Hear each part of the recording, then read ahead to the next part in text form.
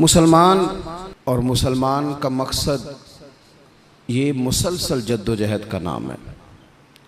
मुसलसल कोशिश में रहना, अपनी रूहानी तरक्की के लिए भी, मुआशी तरक्की के लिए भी, दीनी उरूज के लिए भी, इस्लामी इक़दार के लिए मुसलसल कोशिश में रहना।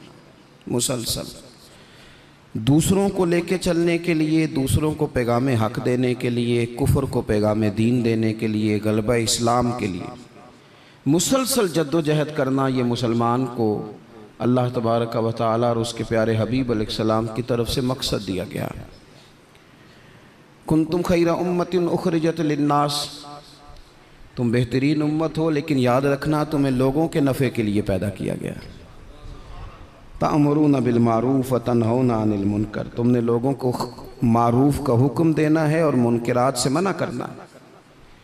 मकसूद अगर ज़िंदगी में कुछ हो फिर ज़िंदगी सही गुज़रती है। बेमकसद जब ये लोग ज़िंदगी गुजारते हैं तो आहिस्ता आहिस्ता परेशान रहने लग जाते हैं। मकासद क्या थे? मकसद ये था कि मैंने ना 2-4 करोड़ रुपया ज़िंदगी में जमा करना है, तो हो गया जमा, अब क्या करे? अब परेशान रहने लग गया। अब कहता है पता नहीं सारा कुछ है, मेरा दिल ही नहीं लगता। मकसद इसका ये था कि मैंने ना बहुत अच्छी बिल्डिंग बनानी है, बेहतरीन मकान बनाना है, तो बन गया मकान। अब भाई ये छोटे मकासद थे।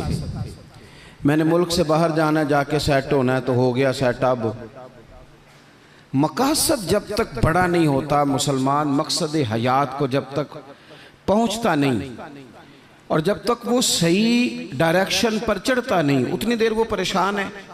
वो टामक टोनियाँ ज़रूर मारता है, वो वाली बीमारियां ढूंढ के ले आता है जो दरअसल उसकी बीमारियां हैं ही नहीं।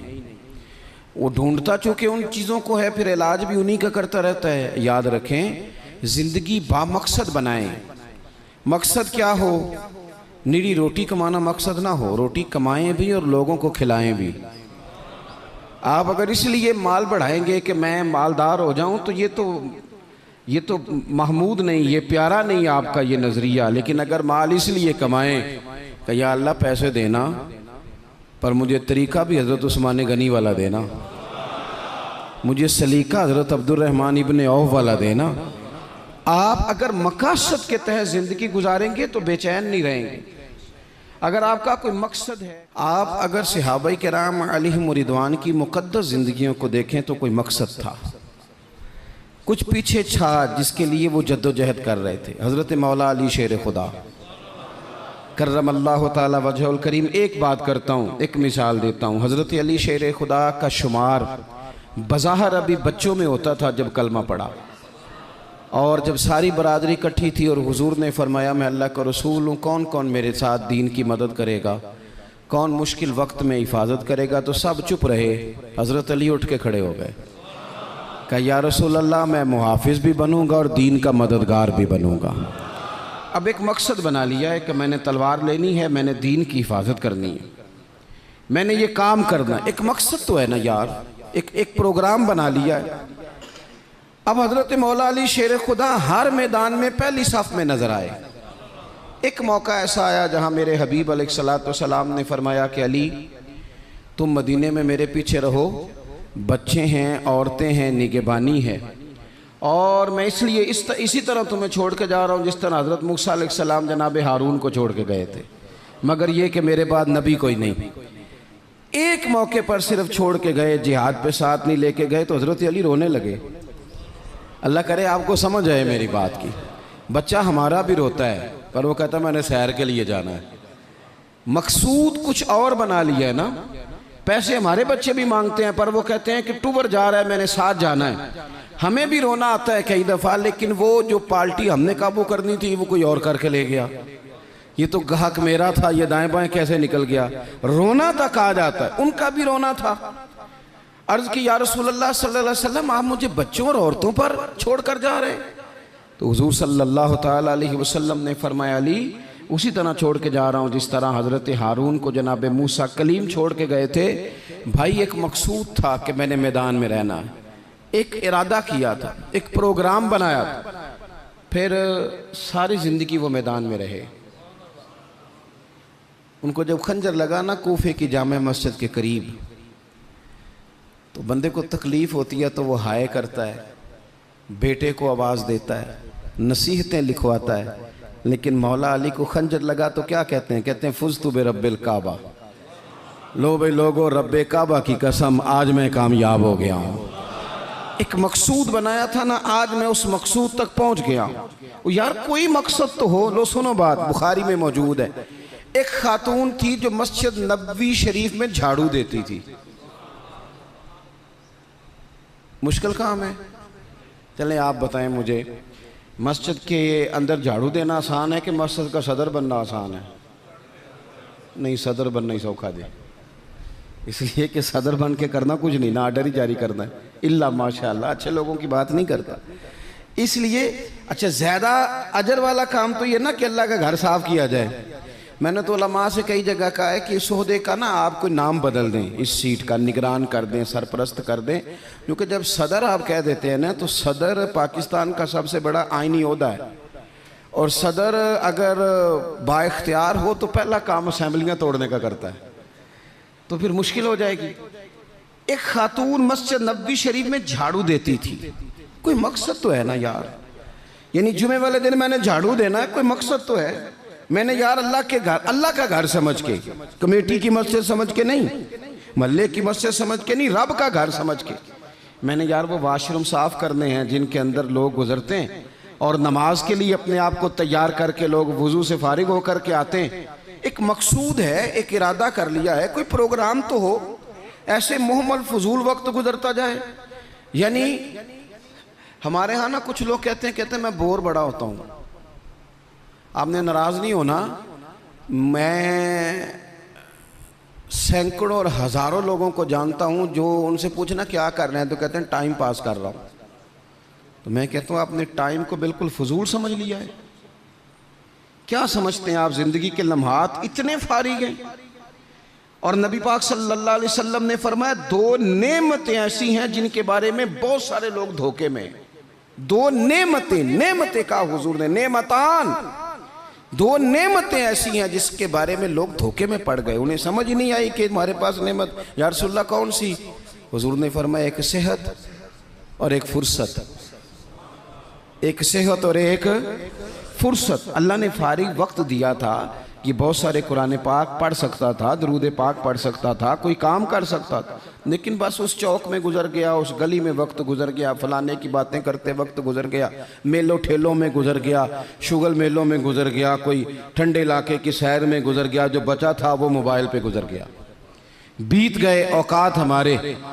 कोई मकसूद है मेरे अजीज? मस्जिद में झाड़ू देती है खातून, बीमार हो गई लेकिन बामकसद ज़िंदगी गुजार रही थी ना।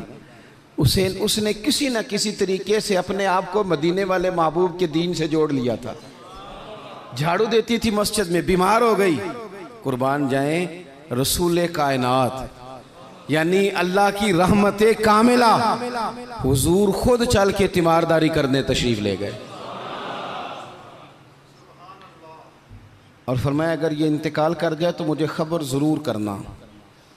सहाबा फरमाते हैं रात का वक्त था, ठंड का मौसम था और हुक्म भी ये था कि जब कोई इंतकाल कर जाए तो जल्दी तदफीन कर दो। हमने हुजूर को तकलीफ़ देना मुनासिब न समझा, गुस्ल कफन का बंदोबस्त हुआ, जनाजा पड़ा, दफन कर दिया। इसने कुछ किया है, इसने ना दीन के साथ कुछ ताल्लुक़ बनाया है। अल्लाह हमारा भी नाम झाड़ू देने वालों में लिख दे। कोई ताल्लुक़ तो इसने बनाया है ना, कहीं किसी कोने में जाके इसने रिश्ता दीन से जोड़ा है। हुजूर सैयद आलम अलैहिस्सलाम सुबह तशरीफ लाए तो सारा कुछ जानने वाले महबूब पूछने लगे तुमने मुझे बताया क्यों नहीं? ये भी एजाज के लिए, वरना अल्लमा का मालम तकुन तालम। हुजूर सैयद आलम अलैहिस्सलाम ने फरमाया क्यों नहीं बताया? कुर्बान जाएं, मर जाने को जी चाहता है इस अदा पर, सारी कायनात जाए हुजूर के रोज़े नूर पर। और नबी पाक ने पूछा बताया क्यों नहीं? या रसूलल्लाह रात थी, तकलीफ देना मुनासिब नहीं समझा।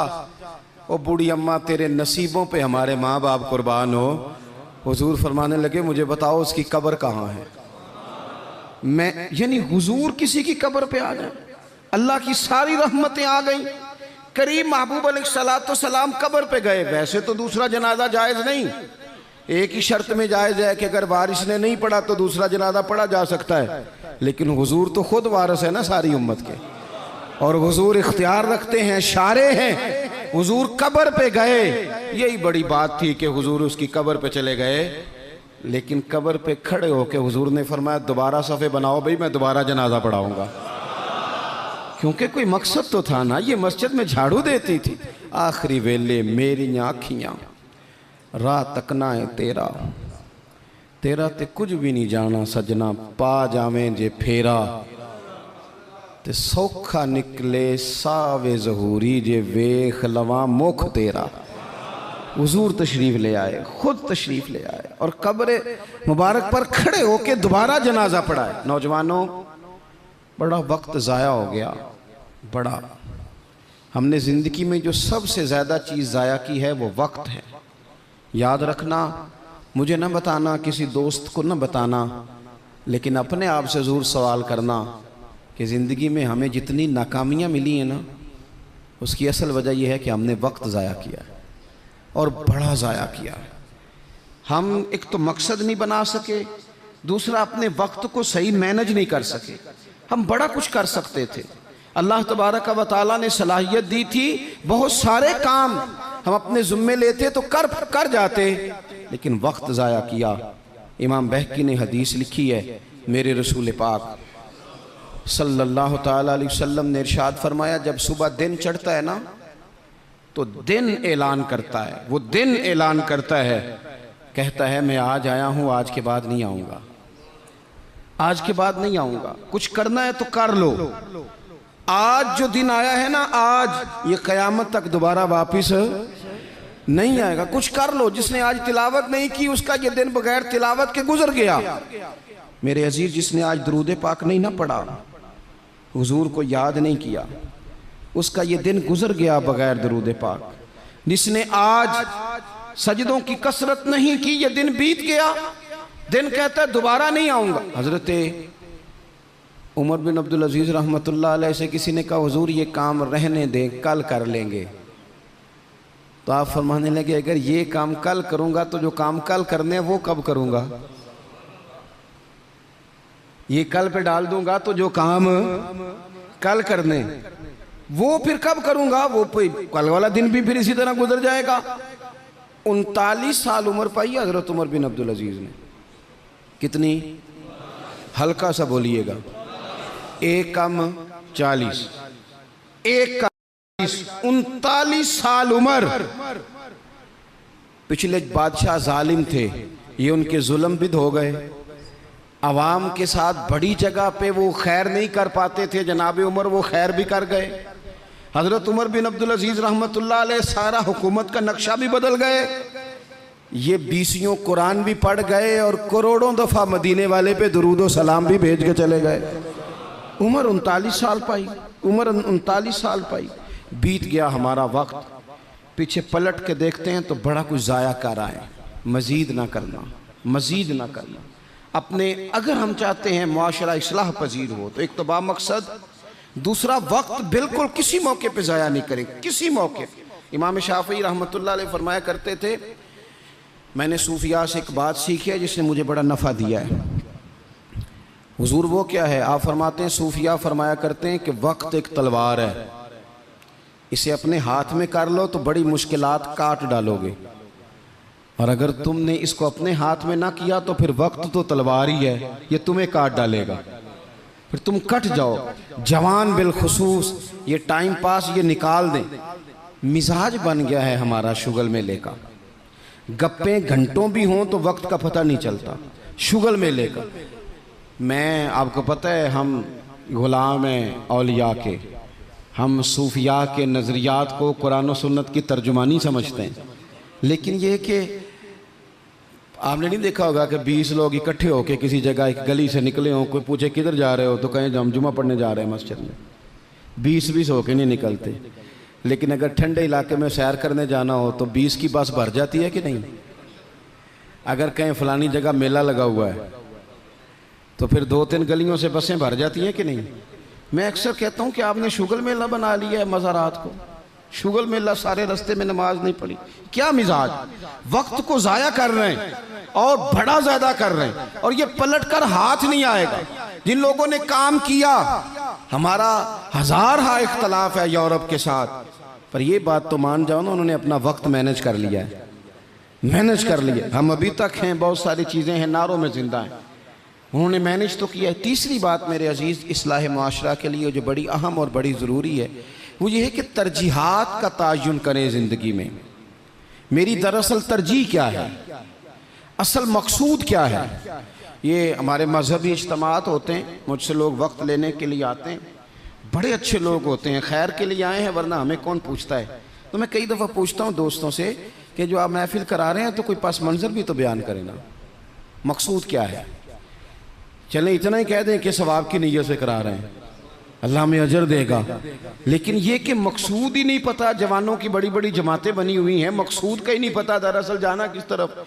अपनी ज़िंदगी में तरजीहात, और जब तरजीहात तय करें तो ज़रूरियात को आगे रखें, फ़राइज़ को हमेशा आगे रखें। जो फ़राइज़ हैं, जो वाजिबात हैं, उनको हमेशा पहला दर्जा दें। बहरहाल महफिल कराना मुस्तहब है और नमाज पढ़ना, आहिस्ता क्यों बोलते हैं आप, नमाज पढ़ना, ख़त्म शरीफ दिलाना बहरहाल मुस्तहब है, लेकिन सही कुरान पाक पढ़ना सीखना ज़रूरी है। जो ज़्यादा ज़रूरी है वो क्यों नहीं कर रहे। तरजीहात अगर आप ले आएंगे ना, मैं बहुत सारे लोगों को जानता हूँ तवज्जो से ख़त्म दिलाते हैं। हमें भी कहते हैं मौलाना इस दफ़ा अब्बा जी के ख़त्म पे आपकी बारी है, पिछले साल फलाने को बुलाया था, उससे पिछले साल फलाने को। भाई आप नमाज पढ़ते हैं, कहते हैं आप दुआ करें, आप दुआ करें मैं शुरू कर दूं। तो मैं कहता हूं अगर नमाज की दुआ करानी है घर बैठे बैठे मुझसे, तो ख़त्म की दुआ नहीं घर बैठे बैठे हो जाती, वो भी कर देता हूं, यहीं से अल्लाह ताला उनको उनकी मगफिरत फरमाए। तरजीहात हमेशा आपके जो ज़रूरी काम है, याद रख लें, आपके मदरसा बड़ा ही ज़रूरी है। मैं किसी की तारीफ़ बड़ा कम करता हूँ, इसलिए कि तारीफ़ खुशामद बन जाती है तो बंदा मुश्किल में आ जाता है। लेकिन अभी मैं आया हूँ ना, तो यहाँ बच्चे साथ कुरान पाक पढ़ रहे थे। मेरे आशिया ख्याल में ये बात भी आ सकती थी कि कारी साहब ने, हज़रत साहब ने छुट्टी क्यों नहीं कराई, मस्जिद में महफिल है। लेकिन आप यकीन करें कि मेरा दिल इतना ठंडा है, मैंने कहा ये बिल्कुल सही कर रहे हैं, इनको पढ़ना ही चाहिए। ये जो काम इनके लिए ज़्यादा ज़रूरी है, इनके घर वालों ने जिगर के टुकड़े दिए पढ़ाने के लिए, तो जो जिस काम के लिए भेजे हैं वो काम ज़रूरी है, वही इन्हें करना चाहिए। तरजीहात तो तय करें मेरे भाई। दरअसल तरजीह क्या है, हज़रत तलहा रज़ी अल्लाह ताला अन्हु फरमाते हैं, एक बद्दू हुजूर की बारगाह में आया, सादा बंदा, बाल बिखरे हुए, हालत बड़ी परागंदा, मिशकात में हदीस है।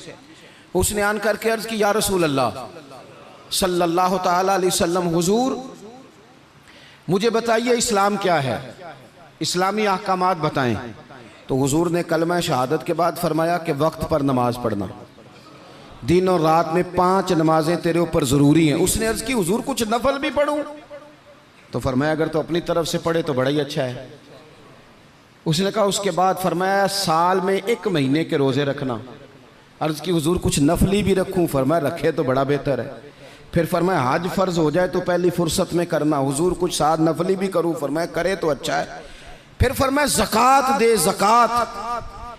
उसने अर्ज़ की, या रसूल अल्लाह सल्लल्लाहु ताला अलैहि वसल्लम कुछ नफली सदकात भी करूं? फरमाया करे तो बड़ा अच्छा है।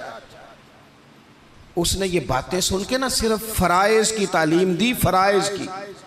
आज जो खतीब मुझे और आपको नुक्ते सुनाए, हम तवज्जो से सुनते हैं, और अगर फजर में इमाम साहब वुज़ू के मसले बताएं तो कहते हैं एडा आलम ही नहीं। आलम तो उसी जिनने कल बड़ी ऊंची तकरीर की थी। अगर वो आपको गुस्ल का तरीका बताए तो लोग कहते हैं ये तो इल्म की शायद बात ही नहीं। वो नुक्ता बयान करने वाला, वो जिसकी आवाज़ ज़्यादा बुलंद हो रही थी। आवाज़ बुलंद होना ज़्यादा ज़रूरी नहीं होता, दलाइल बुलंद होना ज़रूरी होता है। आपकी दलील कितनी मजबूत है ये ज़्यादा अहम है। तो अल्लाह के महबूब अलैहिस्सलाम ने फरमाया फ़र्ज़ नमाज पढ़, ज़कात दे, रमज़ान के रोज़े रख, हज कर। हुज़ूर सैयद आलम सल्लल्लाहु ताला अलैहि वसल्लम ने ये तरजीहात बताई। वो शख्स पता है हुज़ूर से क्या कहता है? कहता है या रसूलल्लाह जो मैंने आपसे सुना है ना कमी करूँगा ना इजाफा करूँगा। गोया वो मान गया कि मैं तरजीह दूंगा फ़राइज़ को। तो रसूल पाक सल्लल्लाहु अलैहि वसल्लम ने फरमाया, सहाबा की तरफ देख के फरमाया, अगर ये जो कह रहा है उस पर डटा रहा जो इसने कहा है अगर वो सच किया इसने तो फरमाया फिर ये बंदा कामयाब हो जाएगा, फिर ये फलाह पा जाएगा। आप तरजीह हमेशा अहम काम को दें। मैं जो बात करने लगा हूं मेरे उलमा उसकी जिम्मेदारी लेंगे। आपसे ये नहीं पूछा जाएगा कि आपने मज़ार पे चादरें कितनी डाली हैं, ये ज़रूर पूछा जाएगा कि माँ बाप की खिदमत की कि नहीं की। तो जो तरजीह है मज़ार पे चादर ज़रूर डालें, मना नहीं, पर यह कि वहाँ वक्त पे जाना, वहाँ ड्यूटी ठीक करना और अम्मा अब्बा घर में परेशान हो।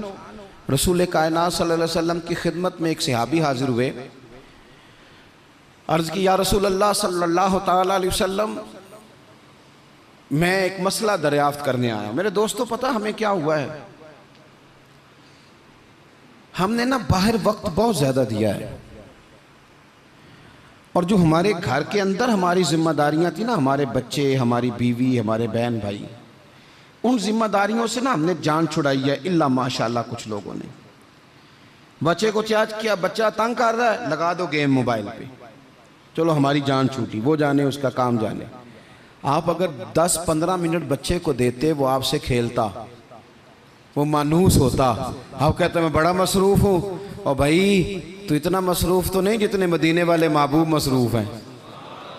लेकिन रसूल पाक के तो कंधों पे इमाम हसन चढ़ के सवारी किया करते थे, हुजूर की तो गोद में इमाम हुसैन खेला करते थे। हज़रत अबू हुरैरा कहते हैं मैंने देखा है कि हुजूर ने उनके बाजू थामे, उन्होंने पैर पहले हुजूर के मुकद्दस कदमों पे रखे, फिर उन्होंने अपने कदम मुबारक हुजूर की मुबारक पिंडलियों पे रखे, फिर टखनों पे रखे, फिर पेट पे रखे, फिर हुजूर की ज़ुबान चूसनी शुरू कर दी। तू क्यों वक्त नहीं दे रहा अपने बच्चों को?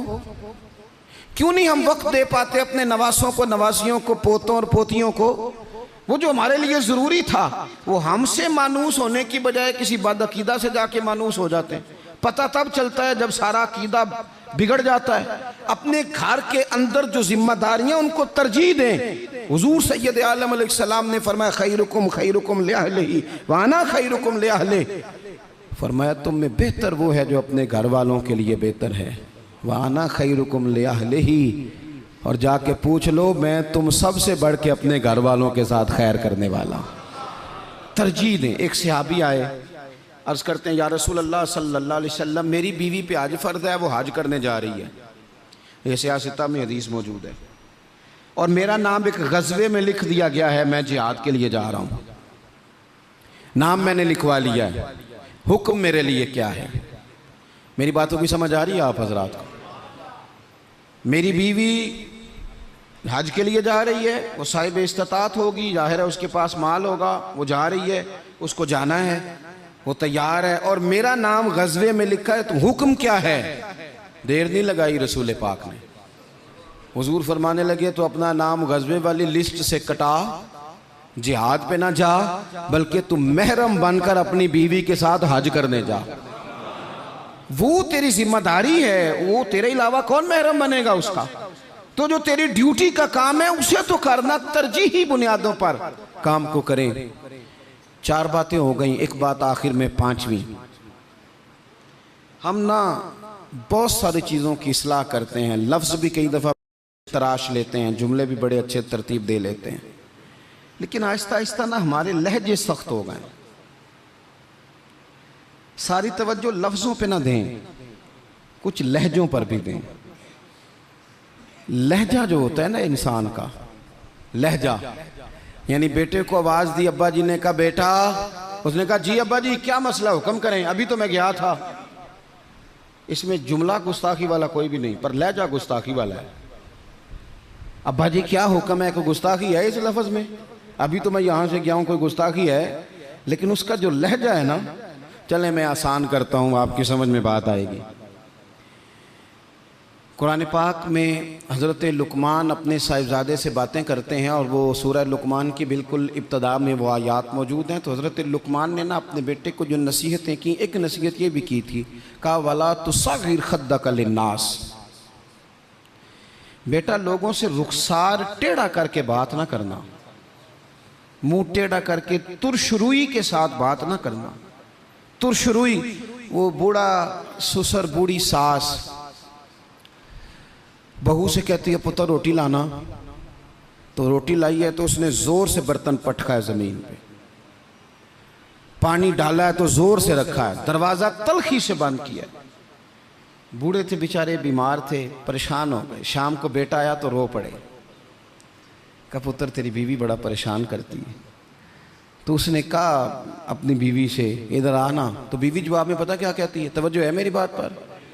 वो कहती है अब्बा जी ने पूछो मैं आख्या की है। आख्या वाकई कुछ नहीं सुन। अगर वो लफ्ज़ बताना चाहे तो लफ्ज़ वाकई कोई उसने कहा ही नहीं, तो बताए कहाँ से? उसने वाकई कुछ नहीं कहा। अब्बा जी से पूछे मैंने, कहा क्या? अम्मा जी से पूछे मैंने, तो क्या बताए अब्बा जी? गिलास बोलेगा कि इसने तलखी से मुझे फेंका था, कि दरवाज़ा बोलेगा? अब वो जो तलखी है ना, वो रवैये की है। हमारा ना सिर्फ मसला, मैंने कुरान मजीद पढ़ा है कि जनाब लुकमान ने अपने बेटे से कहा पुत्र रुखसार टेढ़ा करके लोगों से बात, थोड़ा सा रवैया तो ठीक हो ना। हमारे रवैये ना, किसी जगह थोड़ी देर के लिए ट्रैफिक बंद हो तो लोगों का रवैया देखना, थोड़ी देर के लिए किसी जगह अगर ठहरना पड़ जाए तो मिजाज देखें लोगों का। हमारा आप किसी से ना किसी के बारे में सवाल करें, पूछें सियासतदान कैसे होते हैं, फिर हमारा रवैया देखें। आप पूछें पुलिस वाले किस तरह के होते हैं, फिर देखें रवैया। आप पूछें तेरा क्या ख्याल है अपने ससुराल वालों के बारे में, फिर रवैया देखें। चलें आप अच्छे लोग हैं और मस्जिद में भी बैठे हैं और बावजू भी हैं, गलत बात तो करनी नहीं। अगर पूछा जाए कि मौलवियों के बारे में क्या ख्याल है, अगरचे सुनने भी आए हैं, अगरचे ये कि उनके पीछे नमाज भी पढ़ते हैं, लेकिन रवैयों में वो रंग नहीं है। आवाज़ देते हैं तो इस अंदाज में बाज़ लोग अपने डेरों पर बैठ के चौधरी तबसरा करते हैं, तो वो तबसरे का लहजा ठीक, मेरे लहजे में गुरूर आया था, तेरा हक था तू शिकायत करता। और मेरे भाई लहजे पर भी थोड़ी तवज्जो दे, अंदाज। कुछ लोग कहते हैं जी मैं कड़वा इसलिए हूँ कि सच्चा हूँ, सच्चे बंदे कड़वे होते हैं। मैंने कहा ये मिसाल ही गलत है सिरे से। कायनात में सबसे ज़्यादा सच मदीने वाले महबूब ने बोला है, सबसे ज़्यादा सच हुजूर ने बोला है, पर वो सच इतना मीठा था कि लोगों ने दौड़ दौड़ के उसे हासिल किया है। सच ही तो मीठा होता है, किसने कह दिया सच कड़वा होता है?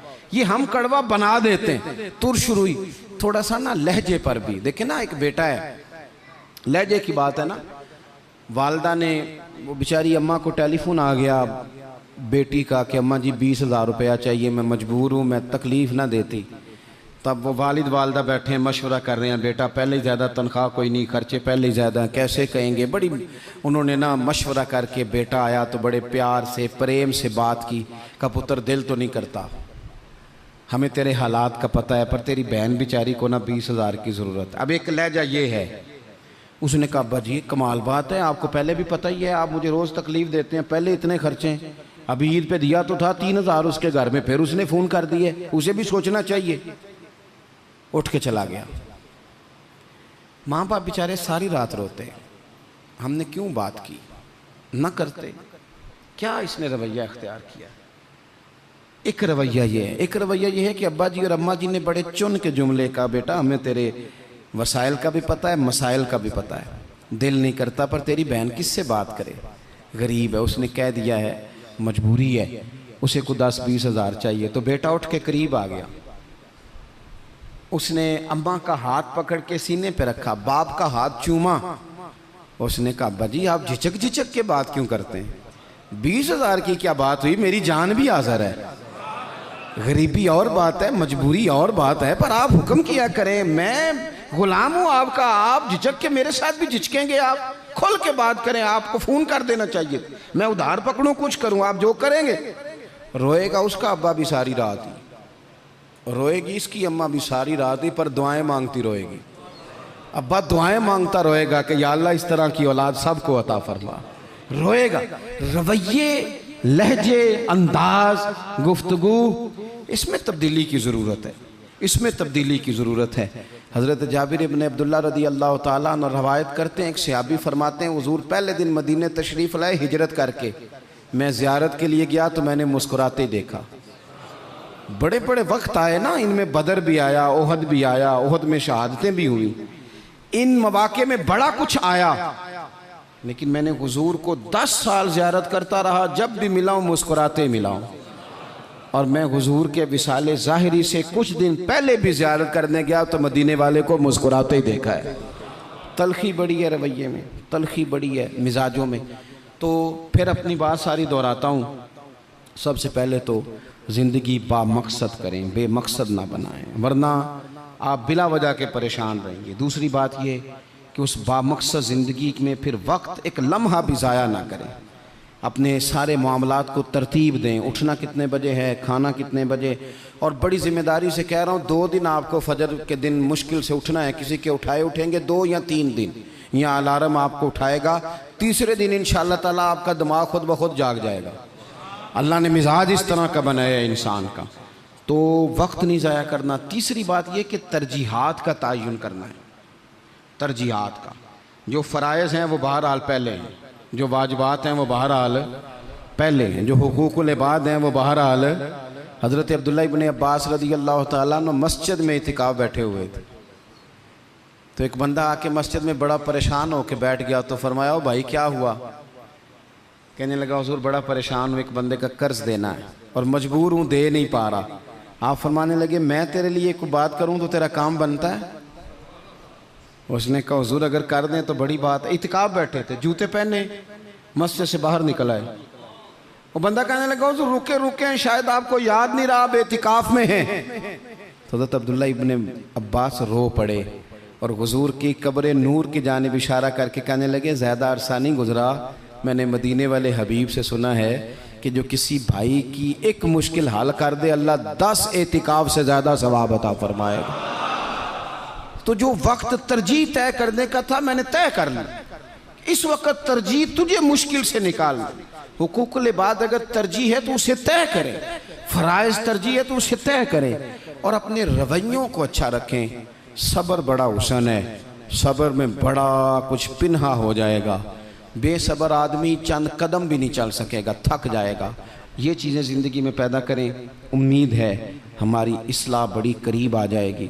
उम्मीद है कि बड़ी जल्दी हम उस रास्ते चले जाएंगे जो अल्लाह रसूल के कुर्ब की जानिब बढ़ता है। अल्लाह तबारक व तआला समझने की, अमल करने की, दीन की तरफ लौट आने की तौफीक अता फरमाए। आखिर दावा यानी अल्हम्दुलिल्लाह रब्बिल आलमीन। दुआ कर दें। अल्लाहुम्मा सल्लि अला सय्यदिना व मौलाना मुहम्मदिन मअदनिल जूद वल करम व आलिहि व बारिक व सल्लिम। अल्लाह हमारी हाज़िरी को कबूलियत का शर्फ़ अता फरमा। जिन दोस्तों ने एहतमाम किया है उनकी कोशिश को, काविश को कबूल फरमा। ऐ कायनात के मालिक, हमारे गुनाह माफ़ फरमा, हमारी गलतियों से दरगुज़र फरमा, हमें नफ़े वाला इल्म अता फरमा, इखलास वाला अमल नसीब फरमा।